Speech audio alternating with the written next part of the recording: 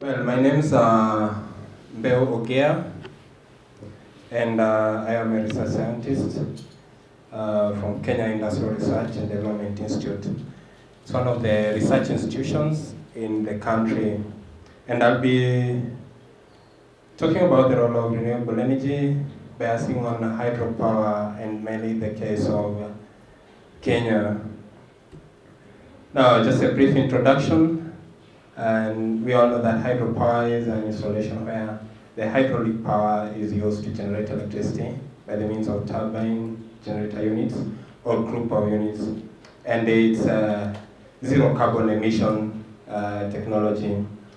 I'd also like to mention that Kenya mainly relies on hydropower besides geothermal and thermal power generations.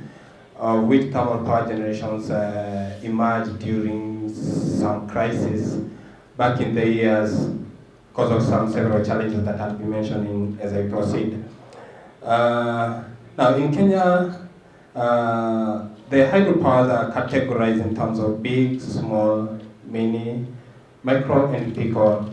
Now the big hydropower is to the tune of above 10 megawatts. This might be small as defined by other countries, like in China. I know that between 10 to 50 megawatts, that's still considered small hydropower. But in our case, in our country, above 10 megawatts is considered a big hydropower station. And then the small hydropower stations are between 1 megawatt and less than 3 megawatts.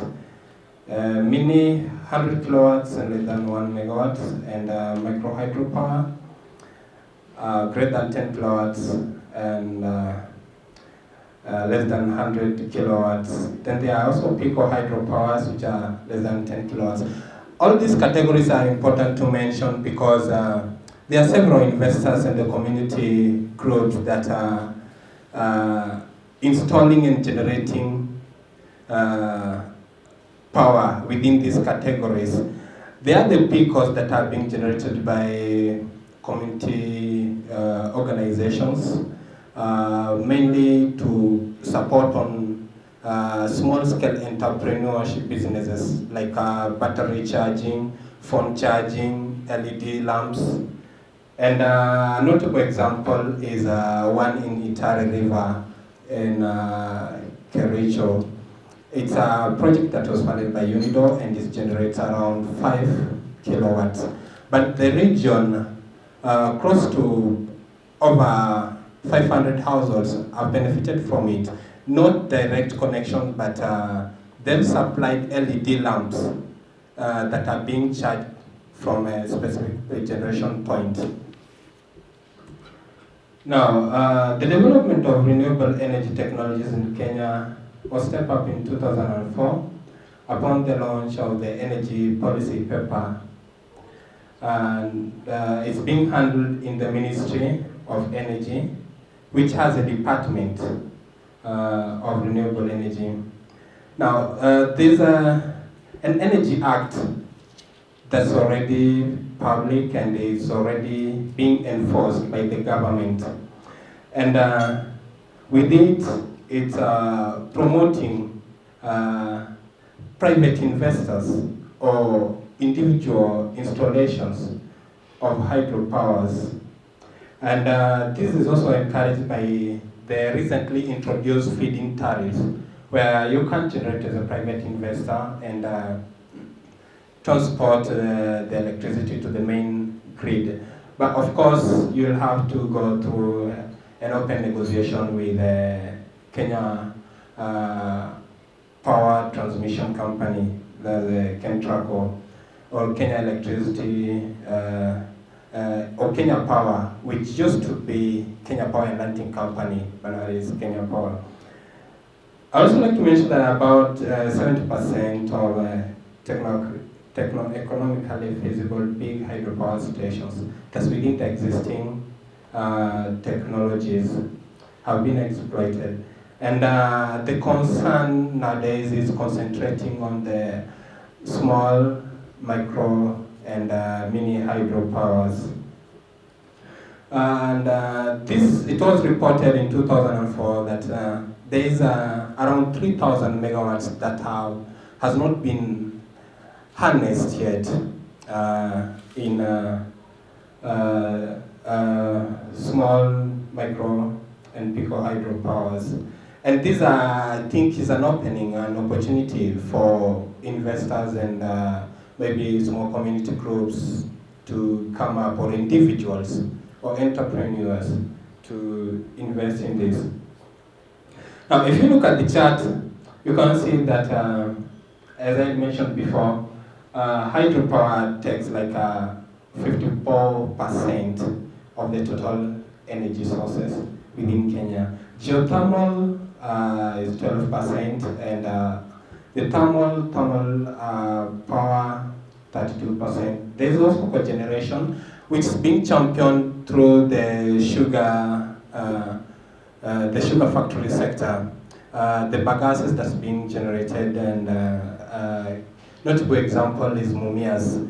I think to date it's stepped up from 2 megawatts to about 25 megawatts. And several other sugar companies are also doing the same, like Muhoroni and Sony Sugar Company. Muhoroni generating 6 megawatts, and Sony Sugar Company generating up to about 3 megawatts of electricity. Now, I'm not sure if you are able to check on this. Now, these are projections of the projects that the government has planned for from the year 2009 to the year 2013. If you look at it keenly, I've highlighted the hydro sections. I've highlighted them with red color. Yeah? And if you can check this, the Kiambere upgrading, that's only 10 megawatts. There's the Tana hydropower, also 10 megawatts. There's the rising of Masinga, also, okay, this one I didn't have the figure. Sangoro, Kindaruma, third unit. You'll be able to note that none of them is a new project. All of them are upgrading or upscaling. Yeah. And this one is explained due to the main water catchment areas in Kenya. We have the main water catchment in Kenya that's within the Mount Kenya region that supplies the origins of River Tana. And River Tana hosts about 5 big hydropower stations in Kenya.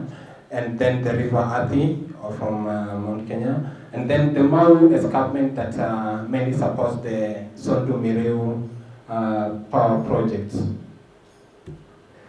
Now, if you look at the back supply of the committed projects that's from this table, you'll find that there's much concentration on thermal, and there's very low concentration on hydropower. Up to 2013, the amount planned for hydropower is only 4%. On thermal is about 50%. Now, let's proceed from there, and let's look at the sectors that are targeting to invest on this energy sector. You'll find that the government sector has a 39% share, private sector having 35% share, and a PPP, public-private initiative, holding 26%. I think this is not a very bad representation that links the government collaboration with other private institutions in promoting energy sustainability within the country. Now, looking at the small hydropower development, as I had mentioned earlier, that initially, government agency, that's Kenya Electricity Generation Company, was the main power generating or electricity generating company. But over time, several other companies come in. And as I also say that they were mostly concentrating on big hydropower stations. But nowadays there are several interests in small hydropower development. This to help leverage the peak loads. And with that, the government has done several feasibility studies through Ministry of Energy and its affiliated departments, like my organization, KIRDI. There are 24 sites that the government have identified, and it has the data ready, probably for a private investor to ask for it. And KIRDI also has 14 sites that have been availed. And Green Power is a private company that is engaged in installation and generation of hydropower, mainly within the central province. But it's important to note that as much as this initiative have taken place, there's still a challenge on the actual implementations of this. Now, these are some examples of the various small hydropower projects that have been installed over years. I think you can be able to know that it all started from the year 1924, and from 1999 to 2008, there's a very big gap here. There are very few, if I would say, probably the ones that I didn't miss from my data, small hydropower that was developed between that region.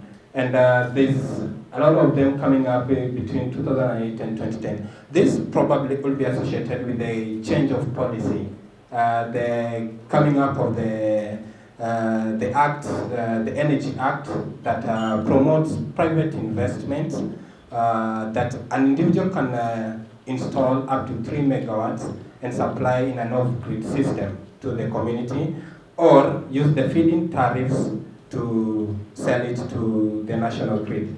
Probably that's the reason why there's so much interest that's starting to come up from the year 2008.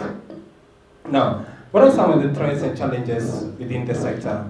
The frequent drought, and notably in 2009, when the country faced serious rationing problem, that some sectors, or there could be like 3 days rationing for some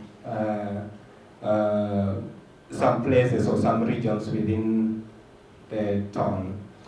Then the catchment area degradation, notably the Mao water catchment. I think all of these are within the news, and most of you probably must have heard of it. The initiatives of restoration of Mao and such like. Climatic change, population growth, people like to have more land for farming and not, okay, these are several questions that we'll be tackling later. And then the land use land cover change, and then the appropriate technology. I'd like to mention that Chinese have adopted quite numerous technology that help them harness and generate hydropower, including the pump dam. When I visited China, there are some dams that up the hill there's a dam created, and down the valley there's another dam. So in the day they generate power, in the night they pump water back to the reservoir tank. So I think if African countries and our country can also adopt these technologies. One of the colleagues who presented the morning talked about water storage. I think it's something that should really be adopted and should really be discussed in depth, and it will be able to help improve the hydropower situation. Now, this is a graph that shows the rainfall, okay, the millimeter of rainfall fall within the 1997 it was quite high, but 2009 it really dropped by the month of June.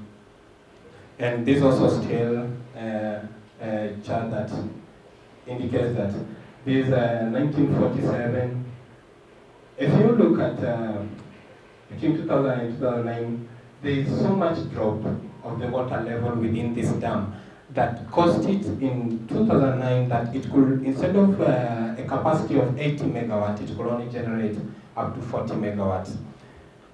So now these are photos that I extracted from a UNEP, KWS, and Kenya Forest Working Group report. It shows the Mau Forest, one of the catchment areas, and if you look, if you can be able to see the blue The blue line, these are the main rivers that could be exploited for hydropower system within the Mau water catchment region. Now, this one still elaborates on how it's been destroyed. The circled regions have all been destroyed, and it's like close to half of the forest have been degraded. So the big question is it still a viable or an interesting or an attractive option within this framework of the so many challenges?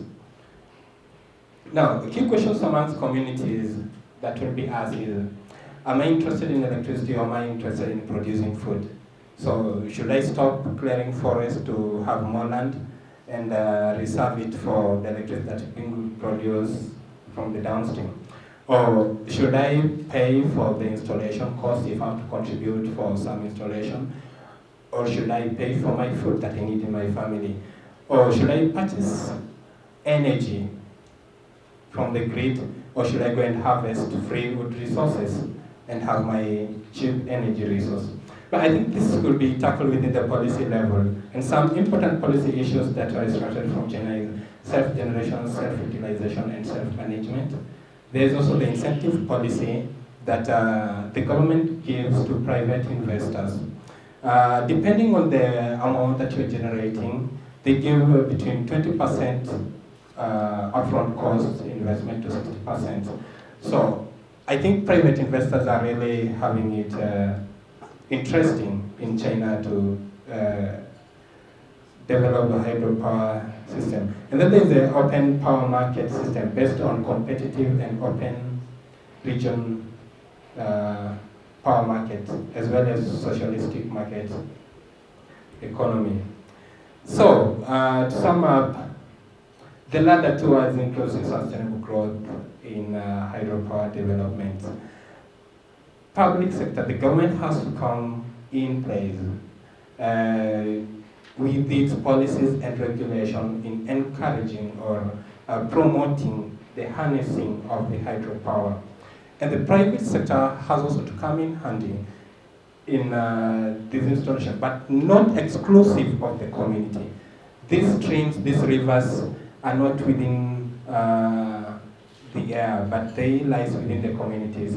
And recently, the government within the water department, I think one of us may comment on that later, is that they are water users resource association. So every part of a river, there is the community arm that will first give you authority to start operating within that region or that segment of the river if you're a private investor to put up a power station. And also appropriate technologies are required for this to be sustainable. So thank you for your attention.